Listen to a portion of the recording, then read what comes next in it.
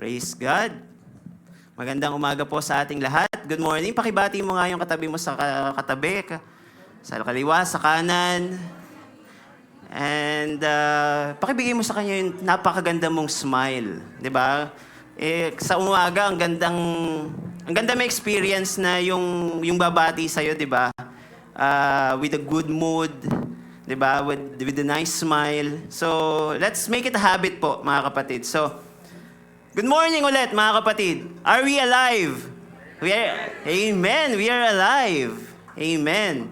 So, again, ako po si Brother Paul. Again, hindi po ako pastor. Isa lamang po akong normal na lingkod ng ating Panginoon, kagaya po ng ating ibang mga kapatid. And it's a privilege. And it's a great blessing to stand before you to share God's word this morning. And let's pray the Lord that the Lord profoundly deliver His message, His word this morning sa atin through sa inyong pong lingkod. Again, welcome po sa ating pong mga bagong balik sa bakasyon, sila Pastor Al, kay Nanay, yung pong ating mga bisita last week. Welcome po ulit. Sino po dito yung mga mahilig manood ng movies? Sino yung mga mahilig manood ng movies? Pakitaas ng kamay. Lahat, di ba? Who knows about this movie game? Ayan. Who knows about this movie game? Ano yan? Squid Game. Isang grupo ng tao desperado sa pera at dahil sa kagustuhang makuha yung napakalaking money jackpot prize, they are ready to put their lives in danger. Lokohin ang kaibigan. Diba? At ang nakakalungkot, they can kill anyone. Diba? That's one. At kung Marvel fan naman kayo, sino to? Spider-Man daw. Sino yan? Aba, kilalang kilala. Wamos daw si Wamos. Ang daming galit na galit dito. Lalo na nung, ano yung Avengers na yon? Endgame. Ba, alam na alam. Very good naman kayo. Alam na alam. But here's the thing about this villain or yung kontrabida na to, mga kapatid.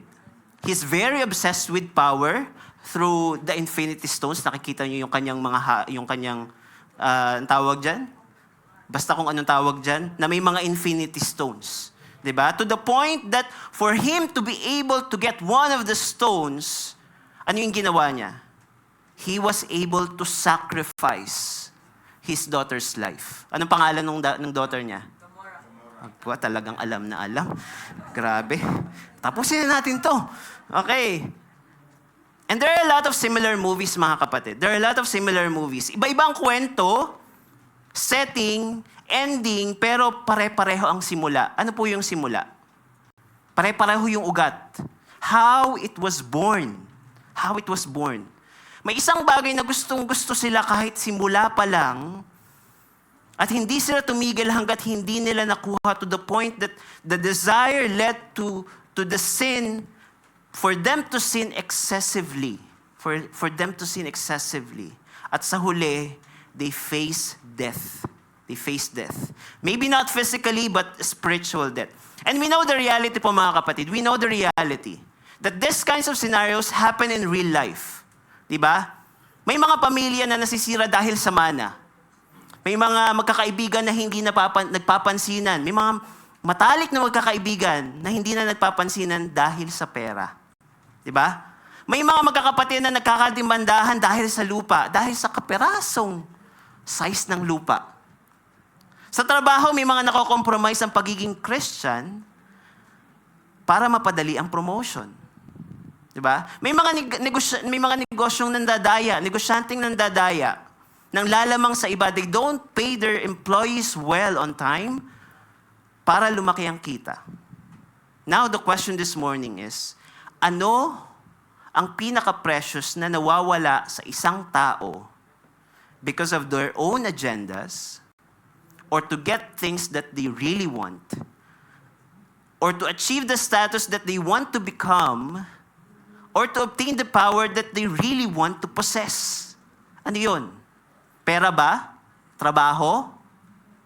Pamilya? Reputasyon? O baka naman, ang relasyon niya sa Diyos ang nawawala. And if this is true, mga kapatid, what cost it? What cost it? Yung mga ilang movies na ating ipinakita kanina,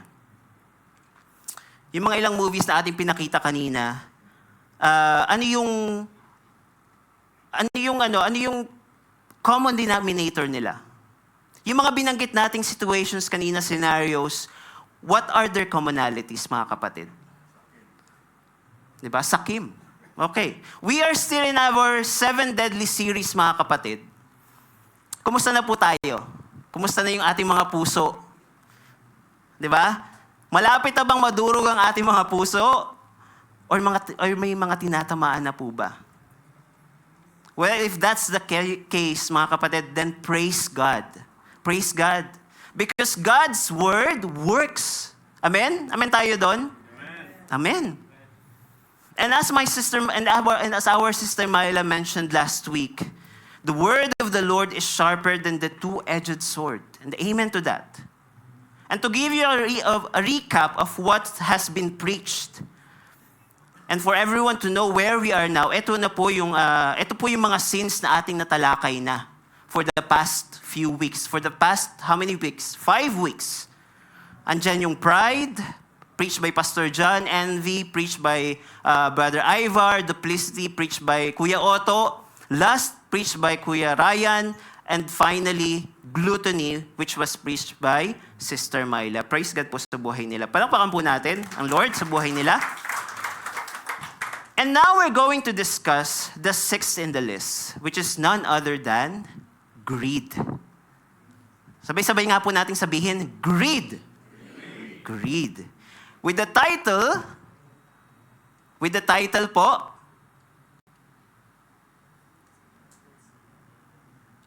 yan. Paki-play nga po. Yan. With the title, Greed, the Sin that Leads to Many Sins and Death. And ang Bible text, ang Bible reference po natin this morning is found in Matthew chapter 26, verse 14 to 16. Sabay-sabay po nating basahin. Sige, 1, 2, 3, end.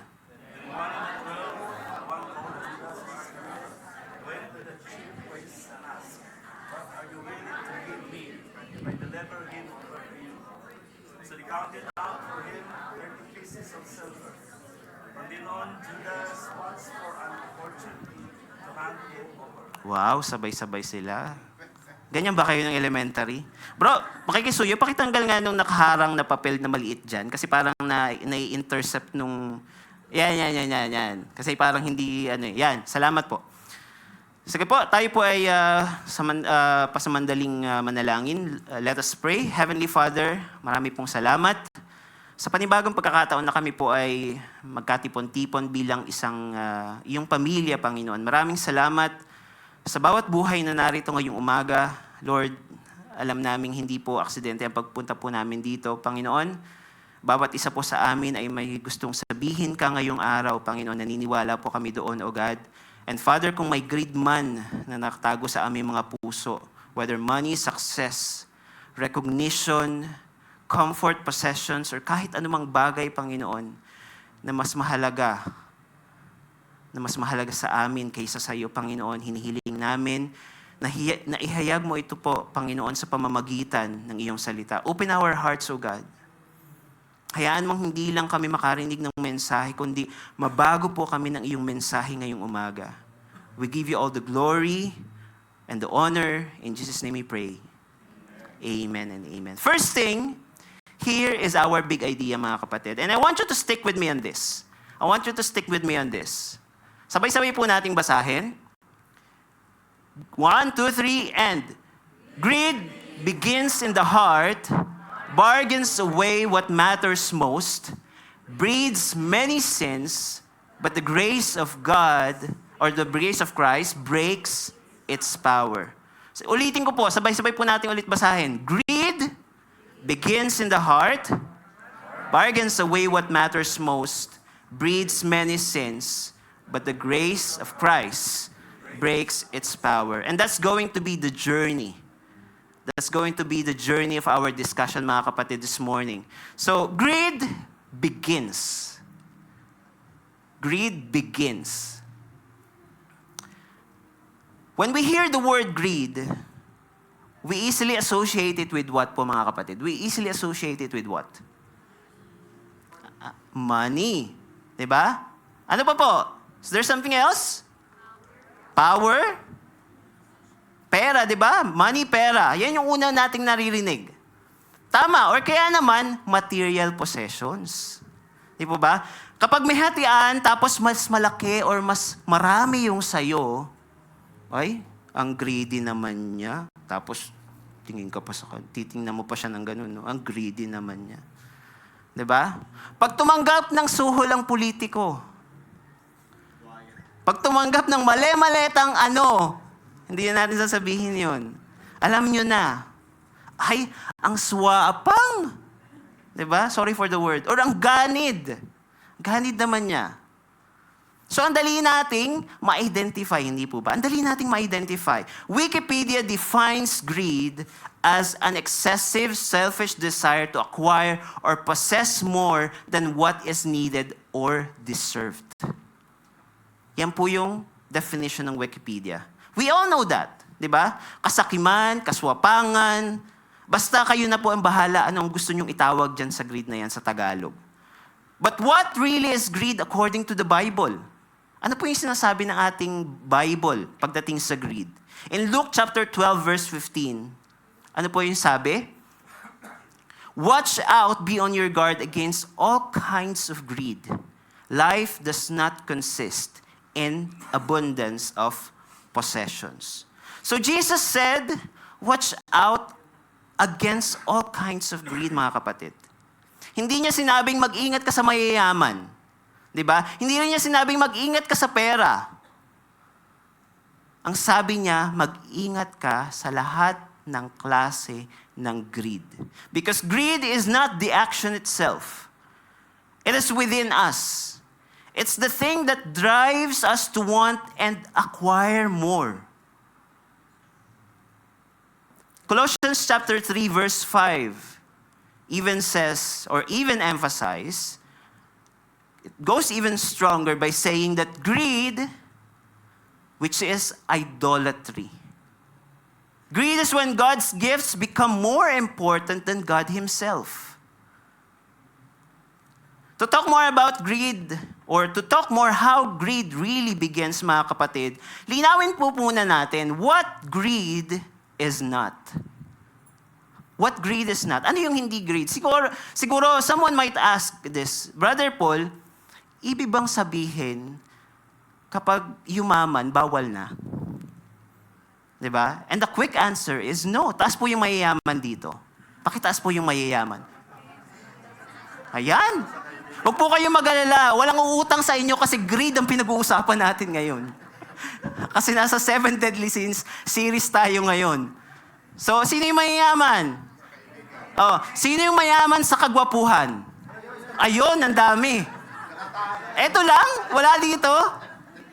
Sino yung mayaman sa kagandahan? Ayan, ang dami. Eto yung tatanong kong last. Sino yung mayaman sa chismis? Taas ang kamay. Pakitaas po yung kamay kasi marami nanghihina ngayon. Palakasin po natin sila.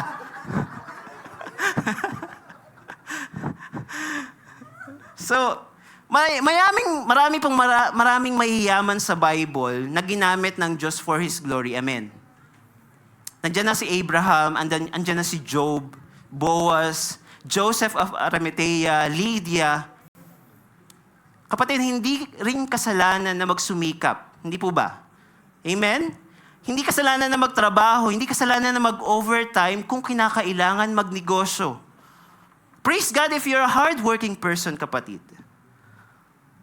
And God delights in blessing His children. Amen. Amen. And let's remember this. The question is not, how much do you have? That's not the question. The question is, how much of your heart belongs to what you have? Yan yung matinding question. How much of your heart belongs to what you have? Kung meron kang. Kung meron kang have. No have? No have. And I want you, mga kapatid, I want you to closely again at that question because how we answer that and live with it, ito yung pinaka-importante. How we answer that and live with it changes everything. Agree po tayo? Hindi sila agree.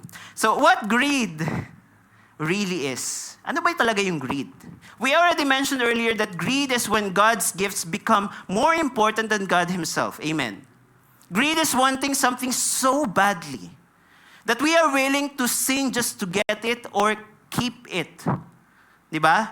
We'll talk more about this later, but here's a reality that we have to accept po mga kapatid. No one comes clean pagdating sa kasalanan na to. No one comes clean in the sin of greed. Every one of us here is subject to becoming greedy at some point in our lives, regardless of our level of faith, regardless of our status in life. Regardless. Yes, we might say na yung mga hindi mananampalataya has a greater chance of chance na ma-fall sa sin na to, but it doesn't mean that our Christian faith will give us greed immunity. Hindi po ibig sabihin ganun. No. And here's the ultimate reason po mga kapatid, because greed begins in the heart. Let's remember and be reminded po about this church. Every visible sin has an invisible beginning. It has an invisible beginning. Whatever that sin may be. Kasi sabi nga po ni Pastor Al in The Anatomy of Sin Preaching, nalala nyo pa ba? When we started this series, that he said, medyo maliit po, ang sabi dito, but he said that it starts from the desire. And that desire comes from a deceitful what? It comes from a deceitful heart. Before it turns into stealing, there's a desire first. Before adultery, lust comes first. Before a crime happens, anger forms first in the heart. Diba? And here comes Judas po mga kapatid, which is the subject of our Bible verse for today. We are familiar, di ba? We are familiar sa eksaktong nangyari. Yes, nasilaw siya sa yaman and he betrayed our Lord Jesus Christ. And that was a clear greed po, di ba? That was a clear greed. Kahit 3 taon niya nakasama ni Judas, ang ating Panginoong Jesus. Nakita niya mga himala, narinig niya yung mga turo ng ating Panginoon, di ba? At personal niyang nakasama ang Messiah. Pero nagkaroon pa rin siya ng greed sa kanyang puso. And the same thing can happen to us po mga kapatid. The same thing can happen to us. And this is not to scare anyone in this room, but no matter how often we attend church activities, no matter how active we are in the ministry, every day we are still subject to being tempted, to being greedy. Tandaan po natin. We need to guard our hearts every day. Now, we are reminded that it starts from the heart, di ba? We are reminded. But how does greed progress? Paano po nagkakaroon ng progression? Ano yung progression ng greed? Well, the Bible po mismo ang sumagot sa atin. And Pastor Al preached this also in the Anatomy of Sin. And it says in James chapter 1 verse 14 to 15, sabi po dyan, but each person is tempted when they are dragged away by their own evil desire and enticed. Then after desire has conceived, it gives birth to sin, and sin, when it is full grown, gives birth to death. So it starts with desire, and then sin, and then death. The desire grows until it becomes greed. When it's full grown, the greed turns into death. Now, pag-usapan po natin, paano ba lumalago ang greed sa ating mga puso? How does greed grow in our hearts? Ano yung progression? There are many, but I have at least 3. And number 1, nakakalimutan po natin that God is our great provider. Alam po natin, most of us here are OFWs, amen? And we reach to a point minsan na nasusukat po yung ating pagtitiwala. Diba? Kapag nanganganib na ang visa, o kaya naman nadidelay na yung ating mga sahod, o kaya naman ang kapatid nating nangutang ng 100 BD, nag-text sa'yo, bro, sis, next time ko na lang bayaran, or next month ko na lang bayaran. Hindi pa rin binabalik. Diba? And we start to rattle. Tapos andyan na yung nagsusumbong ka na kay Facebook. Sino po dito yung shock absorber ang shock absorber si Facebook? 'Di ba? Very common. Shock absorber natin si Facebook, instead ang ating shock absorber ang ating Panginoon, or ang ating mga malalapit na kaibigan, ang ating mga brothers and sisters in Christ. Natatakot na tayo na baka wala tayong pambayad sa loan sa bahay sa Pilipinas, o kaya naman pang renta rito sa Bahrain, or pang tuition ng mga estudyante sa school. There are many situations that divert our attention to one reality, that God is our great provider po, mga kapatid. And there are many Bible that supports it. Philippians chapter 4 verse 19 says, "And my God will meet all your needs according to the riches of His glory in Christ Jesus." Amen. Psalm 23 verse 1, "The Lord is my shepherd. I shall not want," or I lack nothing. Matthew 6:26, "Look at the birds of the air. They do not sow or reap or store away in barns, and yet your heavenly Father feeds them. Are you not much more valuable than they?" And when these diversions happen, mga kapatid, ano lamang po ang pinapakita nito sa atin? Especially sa atin who already have Christ in our hearts. Ano yung pinapakita sa atin? That our dependence is still on what we can do versus what God can do. Or our dependence is still on how big our needs are versus how big our God is. Amen?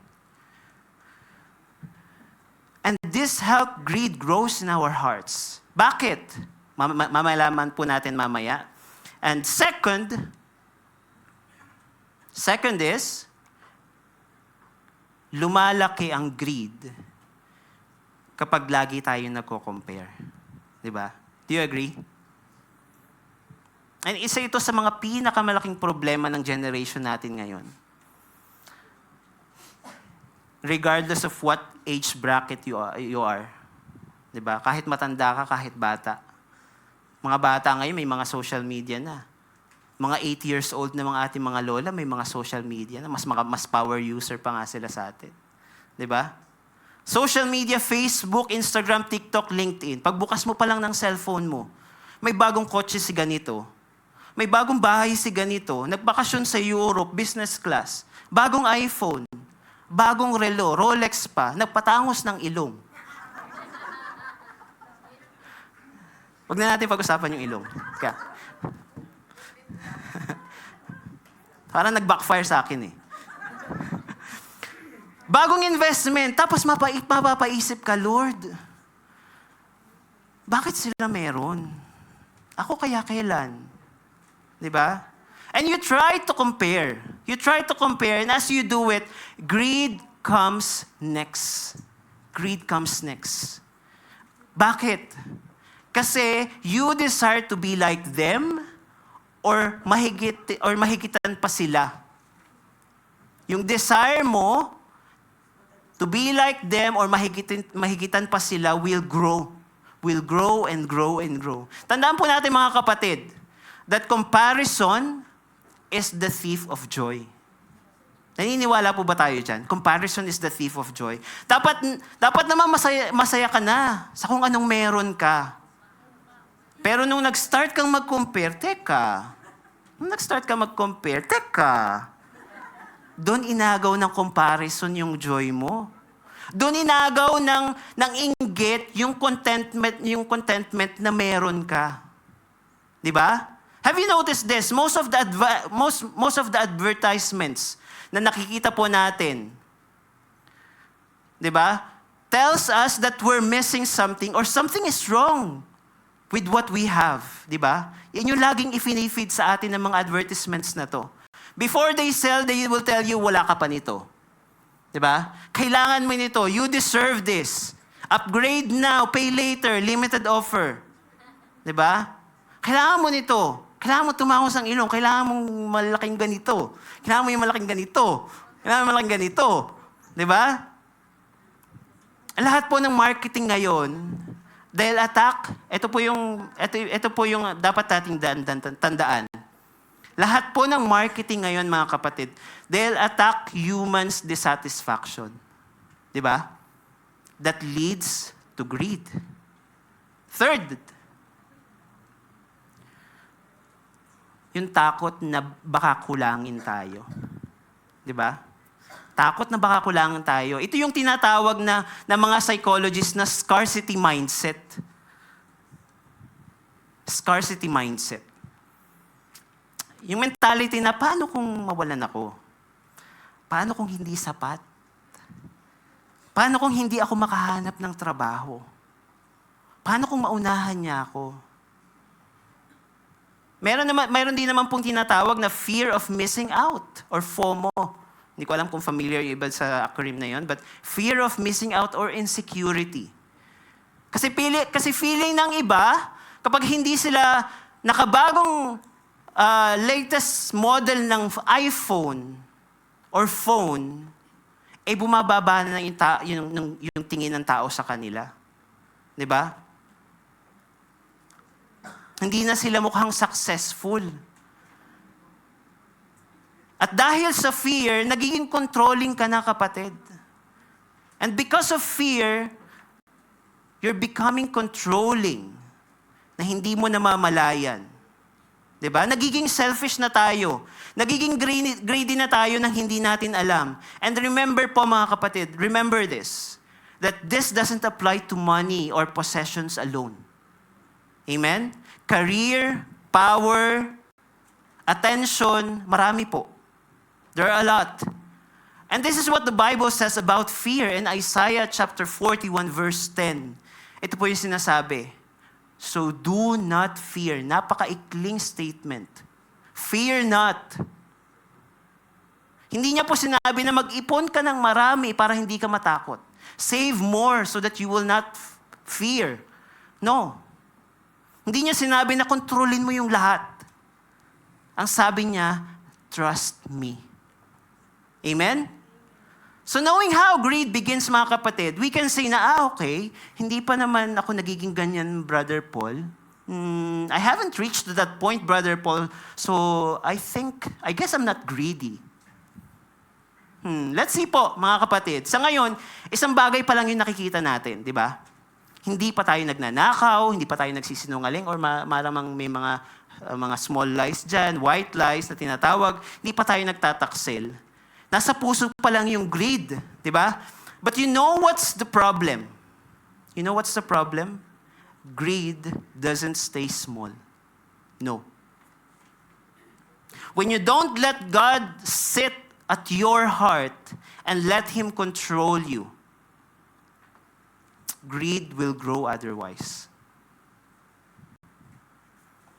As we have learned earlier, mga kapatid, and if you let greed reign in your heart, it will trade or bargain something, which leads to my next point, which is greed bargains. Greed bargains. So balikan natin ang main text natin sa Matthew chapter 26, verse 14 to 16. Ano po yung sabi dyan? Then one of the 12, the one called Judas Iscariot, alam niyo, naisip ko lang, Kakaawa talaga tong si Judas. Oh, no? May kilala ba kayong pangalan Judas? Wala, di ba? So, walang nangahas na magpangalan ng Judas. Isipin mo nga katabi mo, oy, Judas. Di ba? So, nakakaawa talaga tong taong to.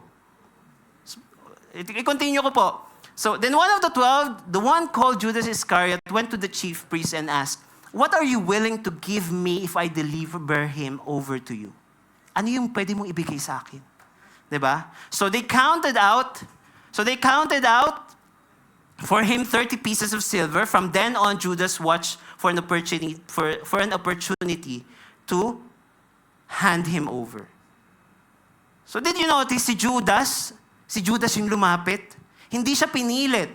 Hindi siya hinabol ng mga chief priest. Siya mismo ang nagtanong, mga kapatid, "What are you willing to give me?" Did he trade? Yes, a bad trade. Did that show greed? Indeed. But according to John 12, verse 4 to 6, he was a thief, as keeper of the money bag. He used to help himself to what was put into it.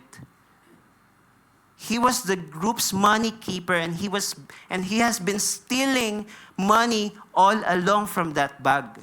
Diba? Did the greed start only when he betrayed Jesus? No. Nagsimula po ito sa pusong matagal ng may greed. Diba? The betrayal did not create greed. It revealed greed. Na-expose po yung greed. At minsan, ganyan din po sa ating mga kapatid. May sitwasyon lang na lumalabas kung ano talaga yung laman ng puso natin. And as we mentioned earlier, Judas did not just trade, he did a very bad trade. Ano nakuha niya? Ano yung nakuha niya? Di ba pera? 30 pieces of silver, and malaking amount na yon at that time, pero the question is, ano ba yung nawala sa kanya? Ano yung nawala? What did he lose? Ang kanyang tagapagligtas. His salvation. And let's think about it, mga kapatid. Just 30 pieces of silver, not huge properties, not possession, not kingdom, in exchange to his eternal salvation. And if we are to be honest, mga kapatid, in ourselves this morning, may mga pagkakataon din po na may mga pinagpapalit tayo kay Jesus. And this reveal our life testimonies while we serve the Lord. What are those things na tingin natin na maliit lang, pero ang laki na pala ng impact sa life testimonies natin? Number one, I will just name a few. Number one, integrity for promotion. Greed of power. So doktorin mo na lang yung mga reports for submission for possible salary increase or promotion. So willing kang ipagpalit yung integrity mo, life testimony mo sa Lord over salary increase. Number two, marriage for pleasure. Greed of pleasure. Hindi na kontento sa isa. May pamilya ka na, nangapit bahay. Marriage for pleasure. Number three, worship for overtime. Greed of money. Para makabili ng latest model ng iPhone, so you can compromise your time sa Lord para kumita ng extra para sa pambili ng gusto mo. Number four, relationship with the Lord for entertainment. Greed of comfort. Mas marami nagugugol mo sa social media, sa Netflix, sa sports, kung anong sports meron ka. And other things na kaysa magkaroon ka ng quality time with the Lord, and there's a lot, mga kapatid. And there's always a question when these things, these kinds of greed knock our hearts. Ito po yung nangyayari. It always asks, what can I gain? Ano yung mahihita ko dyan? Diba? So that's how Judas bargains his soul to just 30 pieces of silver. Mantakin nyo yun. Now the question is, what is the 30 pieces of silver in our lives, in your heart, for in exchange for our service to the Lord? Ano yun? You can confess that to the Lord right now because He is listening. Now, we all know the story of Judas. Judas didn't stop in the betrayal of Jesus, amen?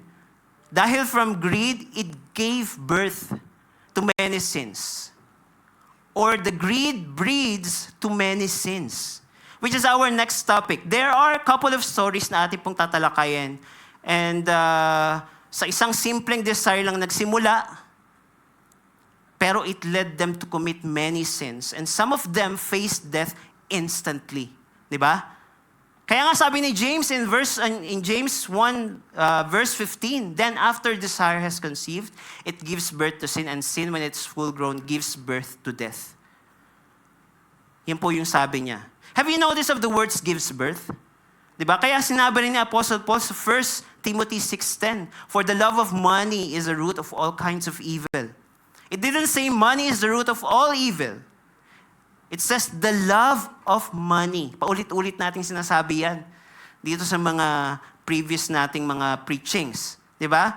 Napakalaki pong pagkakaiba. Again, hindi pera ang problema. Ang problema ay kapag ang pagmamahal natin sa pera o anumang bagay ay mas malaki kaysa sa pagmamahal natin sa Diyos. At ang sabi po ni Paul, all kinds of evil. Hindi lang isang evil. Maraming klase. So let's go back to Judas, mga kapatid. Let's go back to Judas. Did you notice his life's progression? When greed kicked in, di ba? Hindi siya kaagad nagtaksil. And there was a process. There was a process.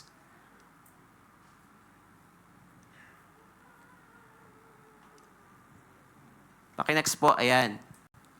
So, una, there was a small desire. Hanggang nabuo ang greed, then nagnanakaw na siya sa money bag.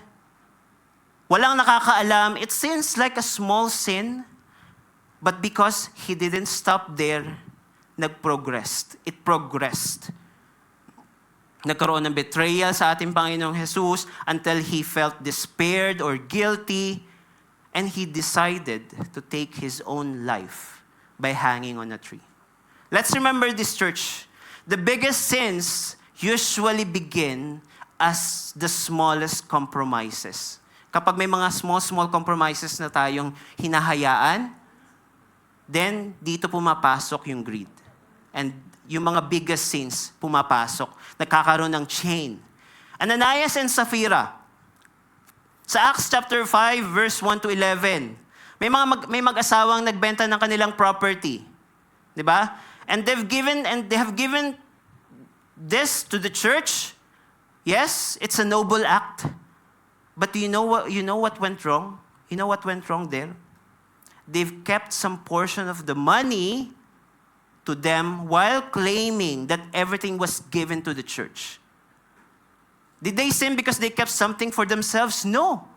Then what happened? Ito po yung progression. Greed, lying, testing God, death. They lied. Bakit po kaya?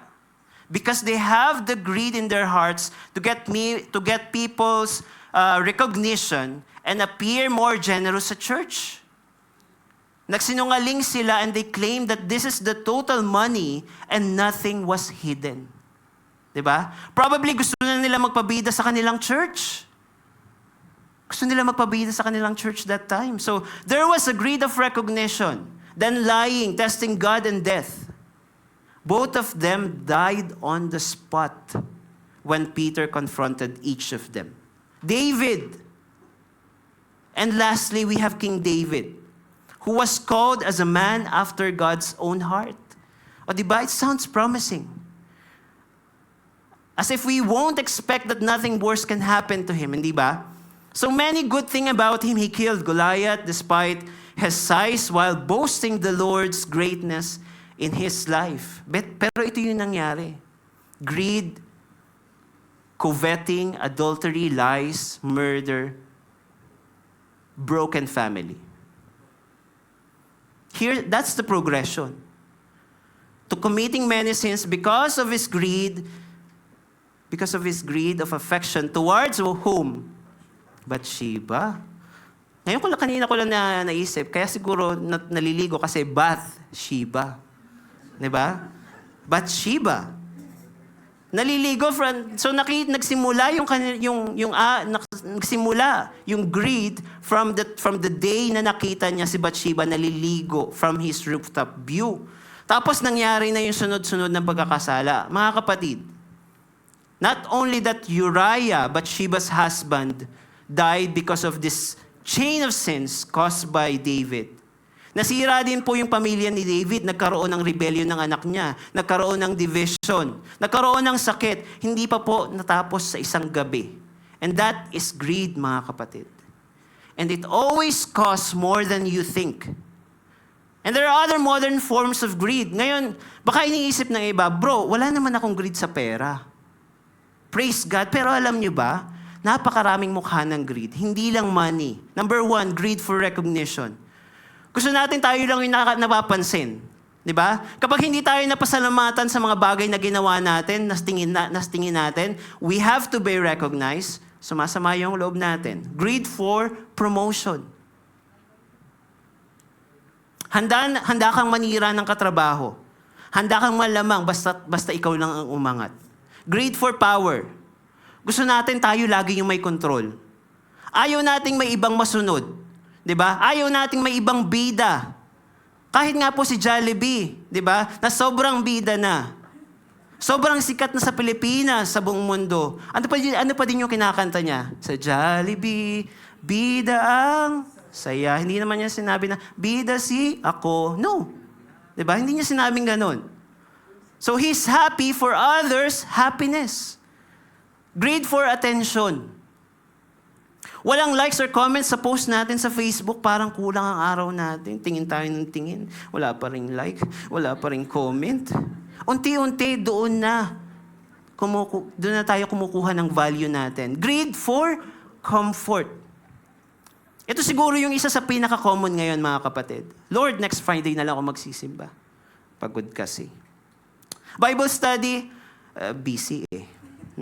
Napansin nyo, di ba? Hindi naman malaking kasalanan, pero unti-unti, nagkakaroon na tayo ng greed sa comfort. Greed for success. May mga taong kilala tayo na sobrang successful sa career. Pero bankrupt spiritually naman, di ba? May title, may pera, may investments, there are properties, but there is no time for the Lord. And we're trying to be clear here po, mga kapatid, that hindi po masamang maging successful. It's not bad to be successful. The only question is, who receives the glory? Who receives the glory? Ikaw ba o ang Diyos? So what's the key truth here, church? That greed is not about the money. Greed is about anything that captures our hearts more than Christ. So, we learned how greed begins, how greed bargains, how greed breeds many sins. How greed begins, how greed bargains, how greed breeds many sins. And if you were to think about it, mga kapatid, grabe pala yung greed, no? Grabe. Yes. Kaya nga po, among the 7 deadly sins, I believe, top 2 ito sa mga, from being worst of all kinds of sins. Diba? Kasi from greed, nag-follow yung ibang sins. And knowing the forms of greed that we learned earlier, kahit gaano pa tayo kalalim, sa level ng faith natin sa Lord, in a way or another, we commit forms of greed unconsciously. Diba? And if we're to review what happened to Judas, Ananias and Sapphira and David, they all fell down because of the greeds in their hearts. Amen. Parang isang sakit, 'di ba, na parang mahirap iwasan, 'di ba? But here's the good news. There's an antidote to a greedy heart. And I'd like to frame it by saying that grace breaks the power of greed. So what are the antidote to greed? We have more, but here's my top 5. Number 1, we have to learn contentment. Agree po? Amen. In Philippians chapter 4, verse 11 to 13, ano po ang sabi dyan? I have learned to be content whatever the circumstances. Yan po yung sabi ni Apostle Paul. Have you noticed the word learned? Di ba? Hindi sinabi ni Paul na I was born content. Na pinanganak na akong kontento. Hindi rin niya sinabi na automatic na contented na ako. Natutunan niya. Di ba? Ibig sabihin, contentment is a discipline. which is a chance for us to stop whatever greed is progressing within us. Amen? Sabi nga natin kanina that we live in a generation where world will always tell you that you need something more, that you're lacking something. And being grateful at all times will help us to practice contentment sa ating mga buhay, mga kapatid. Sabi nga po sa 1 Thessalonians 5:18, give thanks in all circumstances, for this God's will for you in Christ Jesus. Amen? Kapag gumigising tayo every morning with gratitude in our hearts, regardless of how much or less we have, matututunan natin na maging kontento tayo and how we can avoid the greed from growing in our hearts. Amen? Number 2, trust God's provision. In Matthew chapter 6, verse 25 to 34, medyo mahaba, pero sinabi ng Lord dito that we are more valuable than the birds in the sky and the flowers in the fields. Kung itong mga ibon na ito, hindi sila nagtatrabaho, hindi sila nag-i-store ng kanilang mga pagkain sa kanilang mga barns, and yet the Father feeds them, how much more we are, mga kapatid? Mas valuable tayo sa kanila. Diba? So simply, the Lord is telling us not to worry and trust God's provision instead, mga kapatid. Amen? Number 3, hindi po madali, especially. Hindi po madaling sabihin to trust God's provision, especially that we still face uncertainties dito sa ating pong region, mga kapatid, sa ating bansa. Diba? At present. But in terms of fighting greed in our lives, knowing God as our Jehovah Jireh, our great provider, is the best antidote to the greed that we can still have, that we can all have. When greed kicks in, and kapag magsimulang ipalaala sa atin ng kaaway kung ano yung mga feeling natin na kulang sa atin at mas gugustuhin pa nating makuha, just remember how God has been providing your needs throughout your life. Balikan mo lang. Paano naging good? Paano naging faithful sa iyo ang Panginoon? And magtiwala tayo na tuloy-tuloy na gagawin ng Lord ito sa buhay natin at sa ating buong sambahayan. Amen? God is good all the time, and all the time, God is good. Number 3, paki-next nga po, please. Number 3, seek God's kingdoms first. Matthew 6:33. Lagi natin itong naririnig, and we don't need a Bible scholar. We don't need a Bible scholar for us to explain this, mga kapatid. When we prioritize the Lord in our lives, we don't need to worry about feeling greedy at times. Yes, makakaramdam tayo, pero sabi nga, and all these things shall be added unto you. Nandun na lahat. Diba? Total package na. Isn't that comforting, mga kapatid? Isn't that comforting? Number 4, number 4 is, next na nga po, please. Number 4, live generously. Tanong po, kino-convict po ba tayo ng Holy Spirit na nagiging greedy na tayo minsan? Kino-convict po ba tayo? Sa maraming bagay, sa pera, sa attention, sa affection, marami. Yes? Well, kung ganun po, praise God. Kasi He's working with us. Diba? Kasi kapag hindi na po ito nangyayari, magtanong na tayo. Then that means wala pa tayo sa Panginoon. Pa-search po tayo sa Lord. And when that happens, maging sensitive po tayo sa sinasabi ng Lord sa atin. Let's not harden our hearts to give in every aspect. Hindi lang po sa pera. Hindi lang po sa pera. Time, freedom, attention, and many things. 2 Corinthians chapter 9, verse 6 to 8 says na when we give cheerfully, God is able to bless us abundantly. And mawawala na po yung greed. Because we will have enough to do good works and bless others. Last and most important antidote for greed, and dito po ako magtatapos. Treasure Christ above everything. Sabay-sabay po nating basahin ng may conviction ng may power. Treasure Christ above everything. Matthew 6:21 says that for where your treasure is, there your heart will be also. Napansin nyo?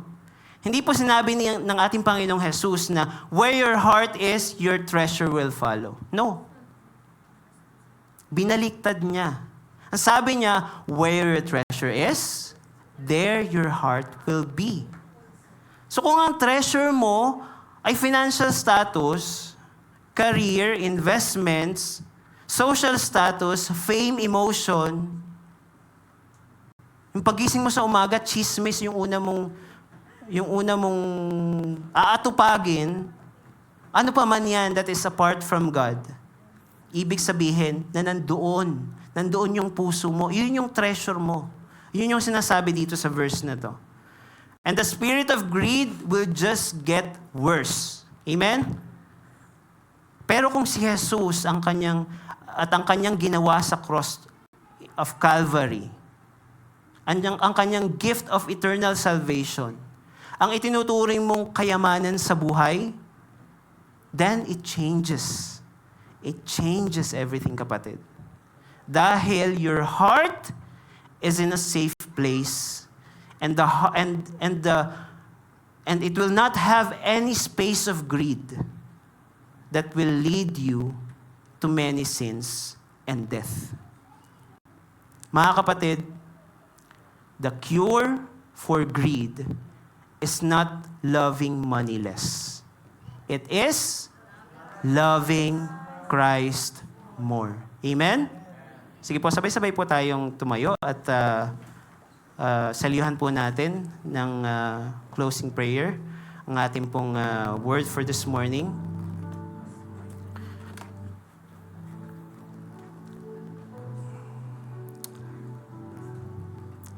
I want you to go back. Balikan mo yung mga nangyayari sa buhay mo. Sa mga narinig mo ngayong umaga, was there some point in your life na naging greedy ka? Hindi man sa pera, hindi man sa affection, hindi man sa comfort. Comfort, power, fame. Balikan mo. At magpa-search ka sa Lord.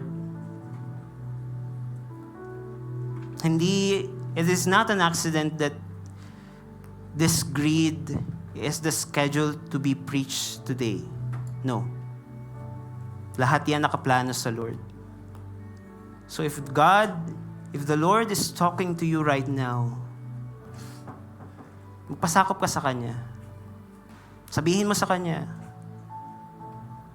I-admit mo that you have been greedy for something, for someone, for something else. And kagaya nga nung ating mga pag-aralan kanina, i-welcome mo yung mga antidote sa greed dyan sa puso mo. Talk to the Lord right now. He is listening. He is waiting for you.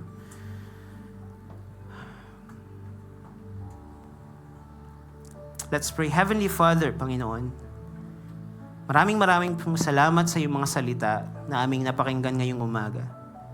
Thank you, Lord, for once again reminding us that you are not merely concerned with what we do, but more importantly, O God, you are more concerned with what is happening inside our hearts.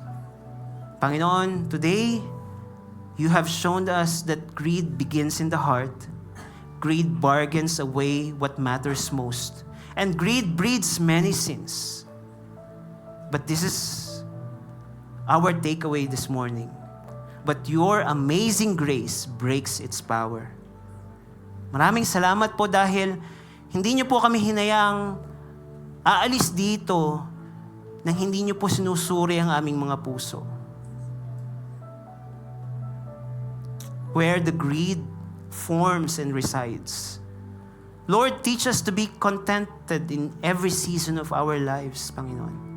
Teach us to trust you that you are our provider. Help us to seek first your kingdom, kagaya ng aming napag-aralan, above everything else. Make us generous people, not only with our resources, but also with our time, our love, our forgiveness, and our service to others, O God. Remind us every day that nothing we possess truly belongs to us. Nothing. Because everything comes from you and everything is for your glory alone, O God. And as we leave this place today, may we not ask ourselves, how much do I have? But instead we ask ourselves, how much of my heart belongs to Jesus? May Christ always remain our greatest pleasure, our greatest joy, and our greatest satisfaction. Lord, protect us from lies of this world and tell us we always need more. Instead, let us find our completeness in Christ alone. For He is more than enough. We surrender our hearts completely to you today, and may our lives bring honor and glory to your holy name alone. In the name of and precious name of our Lord Jesus Christ, this is our prayer. Amen. Sabay-sabay po natin pong itaas ang ating mga kamay. And church, as we leave today, may we remember that the greatest we can ever have is not found in what we own, but in the one who owns our hearts. Amen? May the grace of Christ keep us contented, generous, and faithful until we see Him face to face. Amen? We're excited to that. And let's be reminded on the verse that we learned today. And let's be blessed by this verse. And sabi dyan, for where treasure is, there your heart will be also. God bless you all. Have a wonderful week. And may Christ always be your greatest treasure. Amen? God bless po sa lahat.